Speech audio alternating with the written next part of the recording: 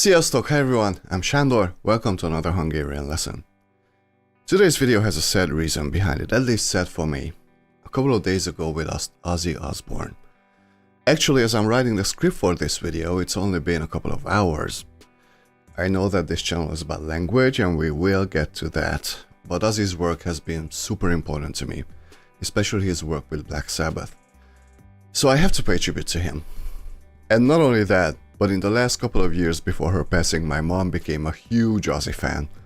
Whenever I would pass by her room, she'd be listening to Ozzy on her phone, basically non-stop.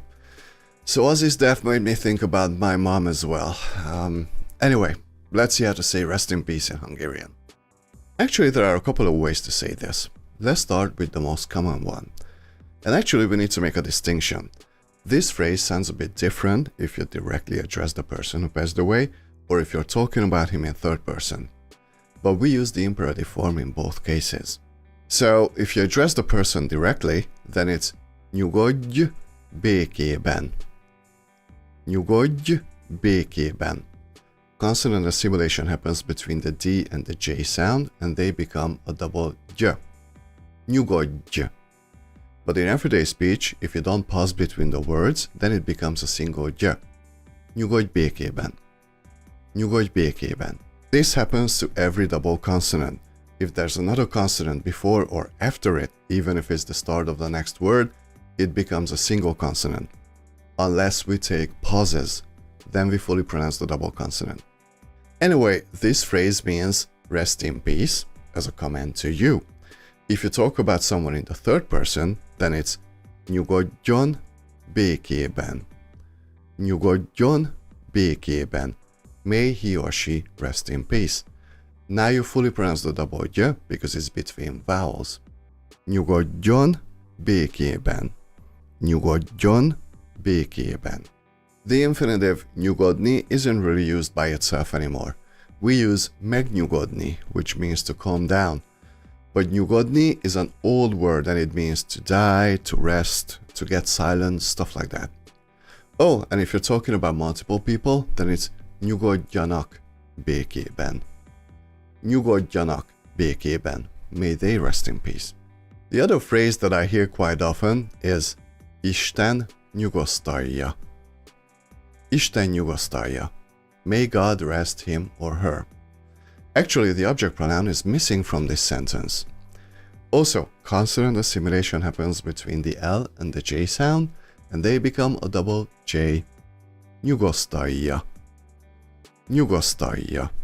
See, they're between vowels, so they are fully pronounced. This is the Hungarian equivalent of God rest his or her soul.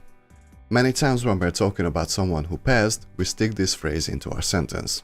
Like, az anyám, Isten nyugosztalja, nagyon jó ember volt. Az anyám, Isten nyugosztalja, nagyon jó ember volt. My mom, God rest her soul, was a very good person. This phrase sounds even older than the previous ones, but is still in use. The next phrase is not used in colloquial speech, at least not where I live.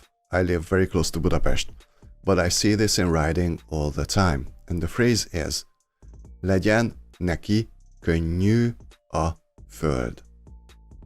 Legyen neki könnyű a föld, which roughly means may the earth be light for him or her, or may the soil be light for him or her. I never hear this in spoken Hungarian, but it does appear in obituaries a lot.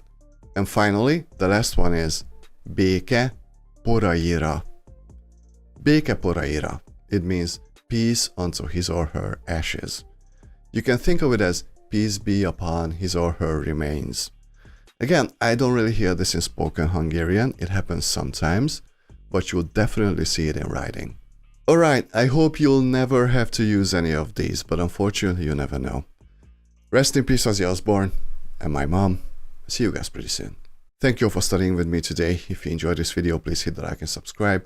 And if you feel like supporting the channel even more, my PayPal information is in the description. See you in the next lesson. Sziasztok, a viszontlátásra!